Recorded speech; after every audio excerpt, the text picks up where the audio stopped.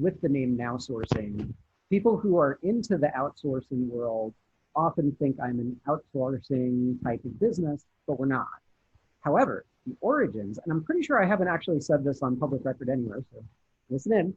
The reason that we picked the name NowSourcing is very much, like you said, a derivation of all of the different terms that often are like used very wrong about outsourcing and offshoring and near sourcing and all of these different terms that we go. So back in the day, like I said, being a technologist, I thought, hey, what if I had my own business and I could just be like a portable / fractional CTO, CIO, help people with vendor agreements, vendor consolidation, just software, picking which thing better fits your environment, rolling out adoption, helping you with teams, whatever, right? I eventually got away from that because in 2006, we almost are 14 years old now.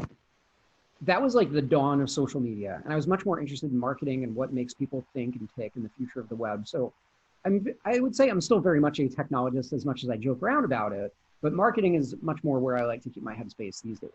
But about the name, it was supposed to be because everybody thinks outsourcing means, oh, just having some tech guy in India. If we just broad stroke, overgeneralize everything, give me a break. Like there aren't like a billion people there that aren't just technologists, and like there aren't other million places that you can do all sorts of outsourcing, and it isn't just tech. But I digress, and I'm sure we'll dive into all those points. But people were getting really frustrated when outsourcing was happening from a technology perspective back in the day, because they noticed that aside from just the time zone difference and not having people physically in the office and all of that, there were even just like cultural norms where there's almost like, because Americans are, let's face it, like we're a little bit crazy, like cowboy, we're happy to question authority left and right. And other cultures, like that's not really a thing. It's very much frowned upon. So when you have two cultures inside of culture of innovation in a company, you get really weird kinds of things, because if somebody's going to be a literalist and not interpret anything, you're going to get something that's by the book, but garbage that you can't use. So after a while, there's a pendulum shift where people are like, oh, this outsourcing stuff is bad. But the way that everybody uses the word outsourcing is a misnomer. They usually mean to say offshoring in a faraway place. Outsourcing just means outside your organization. It's not that complicated.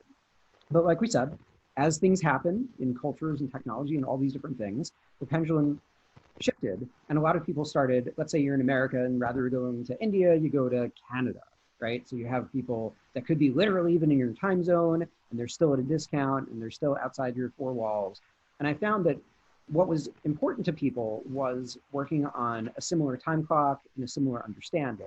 So I thought that an on-demand at the moment thing could really catch on. And for a while, I get to coin the phrase now sourcing. People are like, what does that have to do with what you do with marketing? And I'm like, well, just go watch this episode with Patrick and I'll tell you everything about it.